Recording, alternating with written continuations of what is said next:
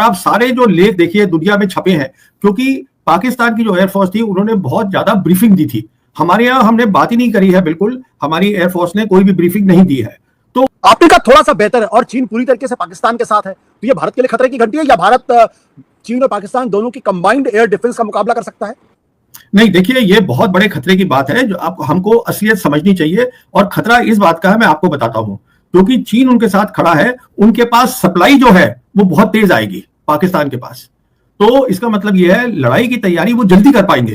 तो क्या भारत के लिए यह खतरे की घंटी, क्योंकि चीन से हमारे रिश्ते उतने अच्छे हैं नहीं, पाकिस्तान से हमारे रिश्ते वाकई बहुत खराब हैं, चीन पाकिस्तान के साथ खड़ा हुआ है और लद्दाख और गालवान का एग्जांपल हमारे सामने मौजूद है, तो भारत को क्या करना चाहिए आज की तारीख में? क्या दो थिएटर ऑफ वॉर के लिए तैयार रहना चाहिए? नहीं, तो ये कहना कि चीन आज हमारा दुश्मन है, पाकिस्तान दुश्मन है, वो सब ठीक है, ये आज की बात है। अगर सरकार चाहे तो अपनी सोच बदल सकती है, कोई भी सरकार बदल सकती है। ये नहीं है कि पाकिस्तान आपसे, जहां तक आपका सीधा सवाल है, आज की डेट में चीन जो है वो कॉम्पिटिटर है अमेरिका का। और अमेरिका जो है वो आज महसूस कर रहा है, उनके बहुत सारे आर्टिकल्स आ रहे हैं कि अगर लड़ाई हो चीन के साथ तो वो शायद जीत ना पाए।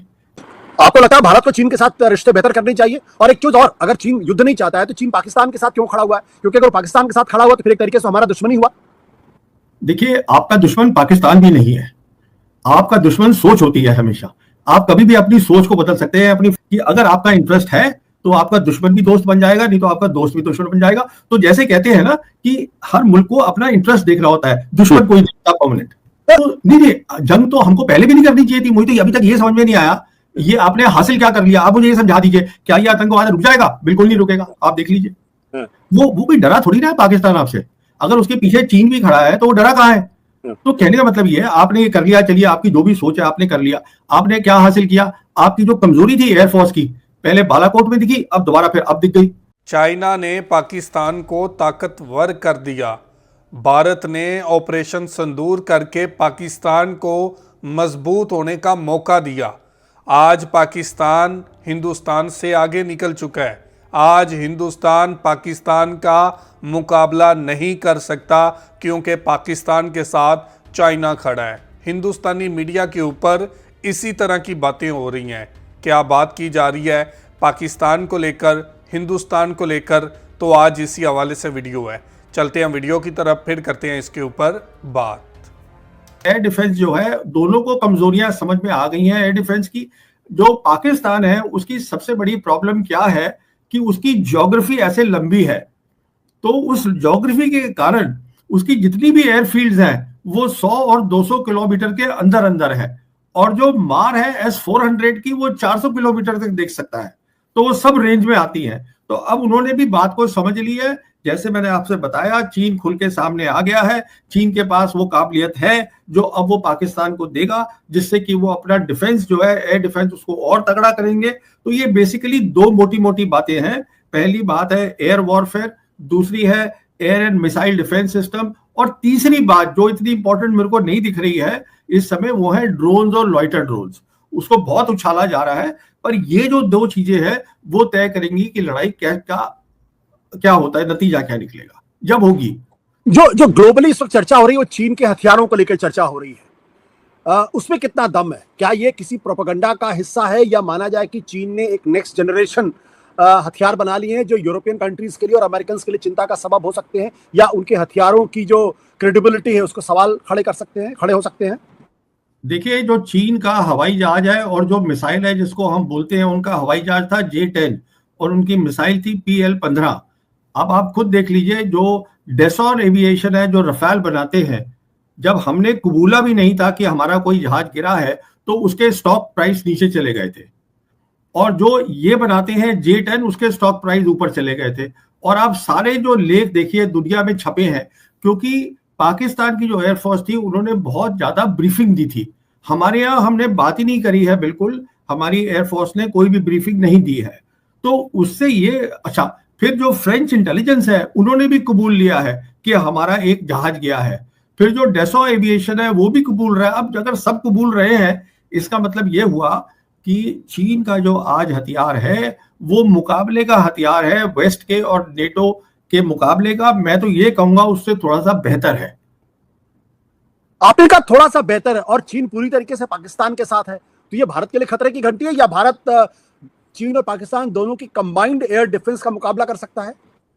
नहीं, देखिए ये बहुत बड़े खतरे की बात है जो आप हमको असलियत समझनी चाहिए। और खतरा इस बात का है, मैं आपको बताता हूं, क्योंकि चीन उनके साथ खड़ा है, उनके पास सप्लाई जो है वो बहुत तेज आएगी पाकिस्तान के पास। तो इसका मतलब ये है लड़ाई की तैयारी वो जल्दी कर पाएंगे। हमारे केस में अभी हमें ढूंढना है कि 5th जनरेशन एयरक्राफ्ट कौन सा आएगा। अभी आमका की बात हो रही है हमारे इंडिजिनस वाले की, उसके बाद अमेरिका कह रहा है हमारा ले लो, फिर रशिया कह रहा है हमारा ले लो। कहने का मतलब ये है कि वो तैयारी ज्यादा तेज कर पाएंगे क्योंकि चीन उनके पीछे खड़ा है और चीन खुल के खड़ा है। ये बात समझने वाली है। जो चीन की टेक्नोलॉजी की जो एडवांसमेंट है वो कितनी आगे है? क्या वो यूरोपियन जो वेपन सिस्टम है उनसे बेहतर है? देखिए, चीन अभी सिर्फ एक ही मुल्क है पूरी दुनिया में जिसने 6th जनरेशन एयरक्राफ्ट के 2 प्रोटोटाइप दिखाए हैं। और चीन ने के पास आज की डेट में 5th जनरेशन के 2 हवाई जहाज है, J-20 और J-35A, जो अब वो पाकिस्तान को दे रहे हैं, जिसका बातचीत हो चुकी है। तो हमें ये वेस्ट का प्रोपेगेंडा होता है कि जो चीन की जो इनोवेशन है उसको आप नीचे करके दिखाइए। चीन ने डीप सीक करा है आर्टिफिशियल इंटेलिजेंस में, तो चीन की बहुत सारी उपलब्धियां हैं। तो हिंदुस्तान में भी लोगों को एक रियल तरीके से असेसमेंट करनी चाहिए कि चीन जो है आज सिर्फ कॉपी नहीं करता है, चीन बनाता भी है नई चीजें और अच्छी बनाता है। आपका असेसमेंट चीन के बारे में क्या है? देखिए, मेरा असेसमेंट चीन के बारे में यह है कि चीन बहुत तेजी से नंबर 1 कंट्री वर्ल्ड का बन रहा है। और उसका मैं एक आपको छोटी सी उसका एविडेंस दे देता हूं। उसका जो बेल्ट एंड रोड इनिशिएटिव है, जो उसका प्रोग्राम है, दुनिया में 193 कंट्रीज हैं टोटल, उसमें से 154 कंट्रीज उसके साथ खड़ी हैं, उन्होंने वो ज्वाइन कर लिया है। तो अगर इतना 80% दुनिया उसको ज्वाइन कर रही है तो कुछ फायदा ही होगा ना उनको वहां पर। तो फायदा डेवलपमेंट का होगा, फायदा इंफ्रास्ट्रक्चर बिल्डिंग का होगा। आज उनके मुकाबले में कोई मुल्क नहीं है, उनकी शिप बिल्डिंग जो है वो 2.5 और 3 गुना ज्यादा है अमेरिका से। तो आज चीन जो है एक बहुत बड़े मुकाम पे पहुंच चुका है कामयाबी के, इसमें कोई शक नहीं है। तो क्या भारत के लिए ये खतरे की घंटी, क्योंकि चीन से हमारे रिश्ते उतने अच्छे हैं नहीं, पाकिस्तान से हमारे रिश्ते वाकई बहुत खराब हैं, चीन पाकिस्तान के साथ खड़ा हुआ है और लद्दाख और गालवन का एग्जांपल हमारे सामने मौजूद है। तो भारत को क्या करना चाहिए आज की तारीख में? क्या 2 थिएटर ऑफ वॉर के लिए तैयार रहना चाहिए? नहीं, देखिए, चीन भी लड़ाई नहीं चाहता है, चीन की ये सोच ही नहीं है लड़ाई की। पर कहने का मतलब ये है कि जब तक लड़ाई नहीं होती वो नहीं हुई है। और बहुत सारे तरीके होते हैं जहां आप, जिसको हम बोलते हैं कोऑपरेशन करिए, जिसमें दोनों साइड का फायदा हो, ये हो सकता है। तो ये कहना कि चीन आज हमारा दुश्मन है, पाकिस्तान दुश्मन है, वो सब ठीक है, ये आज की बात है। अगर सरकार चाहे तो अपनी सोच बदल सकती है, कोई भी सरकार बदल सकती है। ये नहीं है कि पाकिस्तान आपसे लड़ाई करना चाहता है या चीन लड़ाई करना चाहता है, ऐसा कुछ नहीं है। अगर आपको कोऑपरेशन चाहिए है, अगर आपको महसूस होता है कि हमको कोऑपरेशन से हमें फोकस करना है। अब देखिए, हिंदुस्तान में आज जो है 80 करोड़ गरीब लोग हैं जिनको फ्री राशन प्राइम मिनिस्टर से मिलता है। अगर हम डेवलपमेंट पे, अपने लोगों पे कंसंट्रेट करेंगे, तब हमें टाइम भी मिलेगा अपनी लड़ाई की शक्ति बढ़ाने के लिए भी। जिसे हम कहते हैं कि टाइम मिलेगा फॉर डेटरेंस प्रिपरेशन, हम वो भी कर सकते हैं।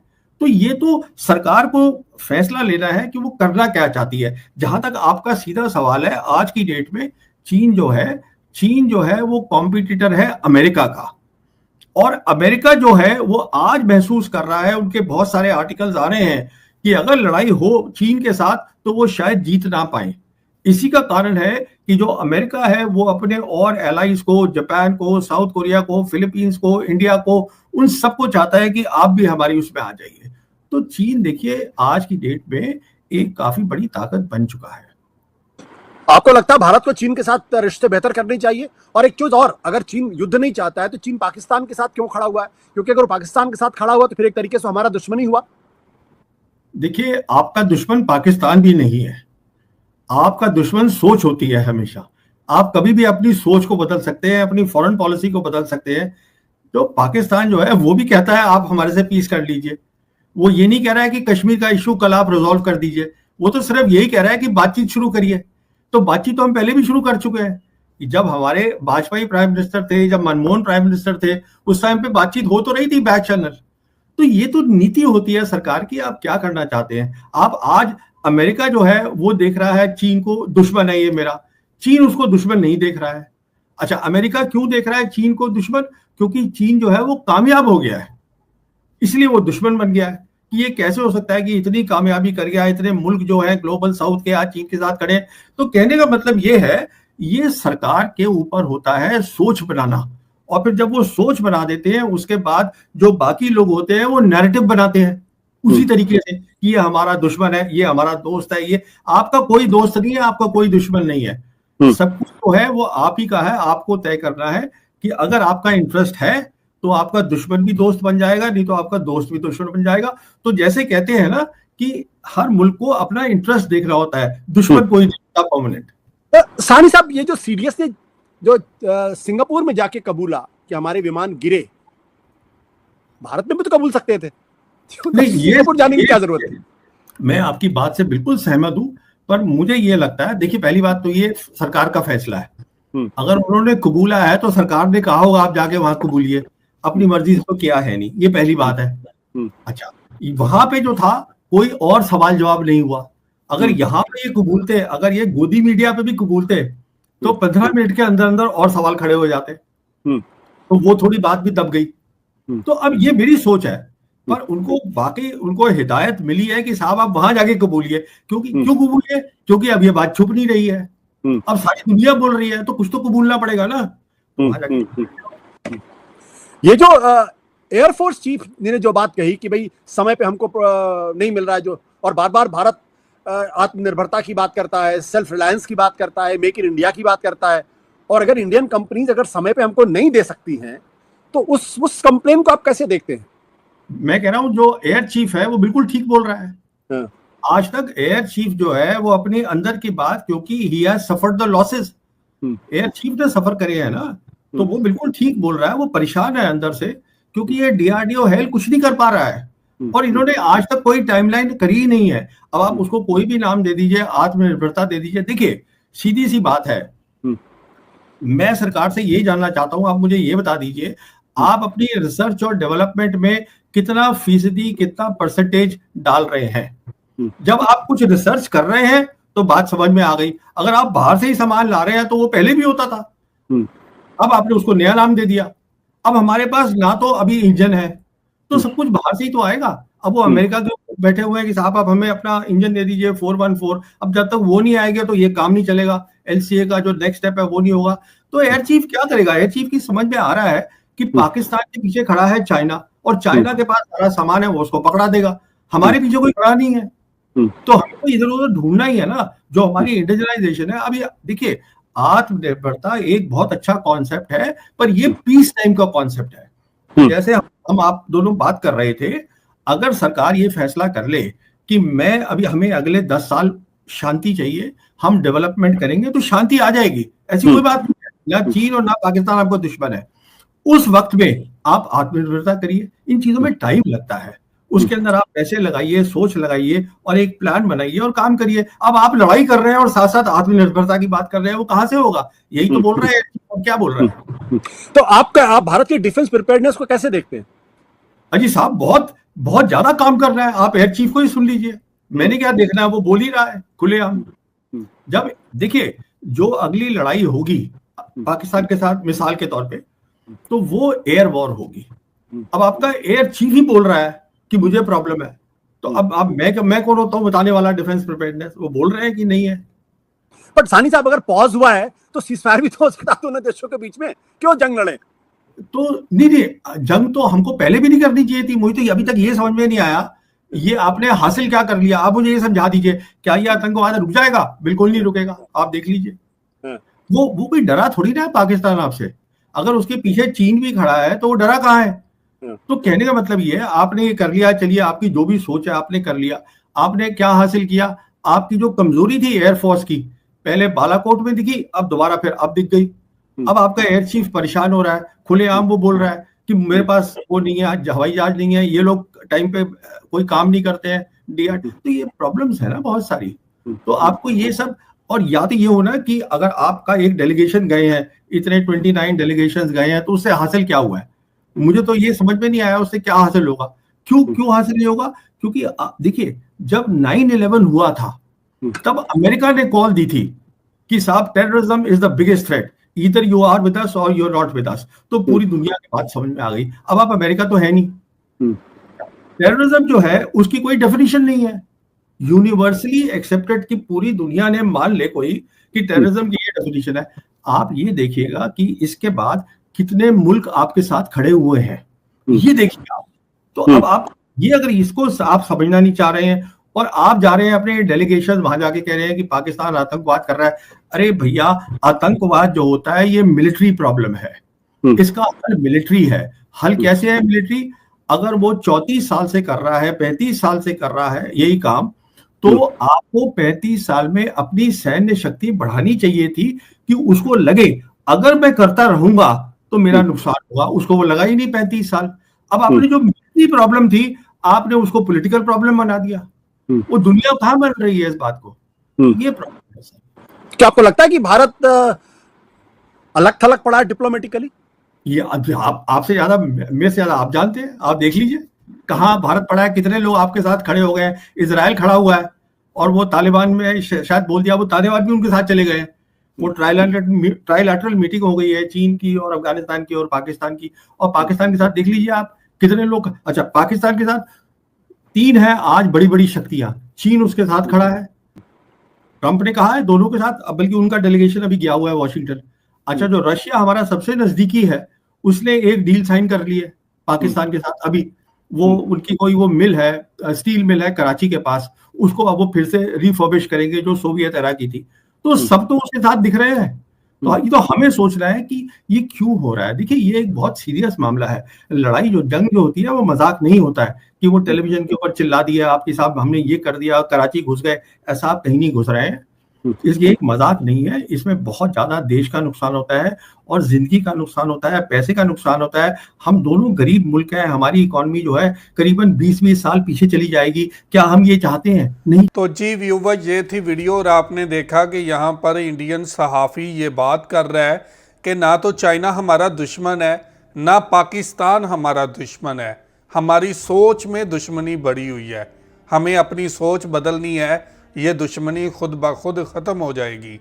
पाकिस्तान के साथ जंग नहीं, बायलैटरल रिश्ते बेहतर बनाने की ज़रूरत है, बातचीत करने की ज़रूरत है। चाइना के साथ भी टेबल टॉक करनी चाहिए। लेकिन हम लोगों ने क्या किया?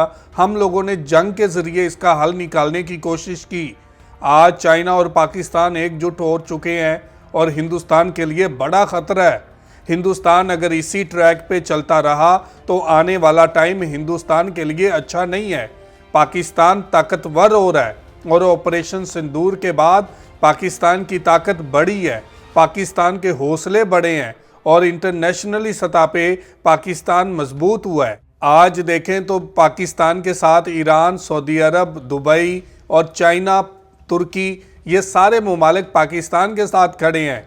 आज के टाइम पे अगर देखें तो अमेरिका की हमायत भी पाकिस्तान के साथ है। तो इसके बाद हिंदुस्तान के लिए बड़ा ख़तरा है, पाकिस्तान के लिए कोई ख़तरा नहीं है। तो आप इस वीडियो के बारे में क्या कहना चाहते हैं ज़रूर कमेंट करके हमें बताइएगा। बहुत शुक्रिया।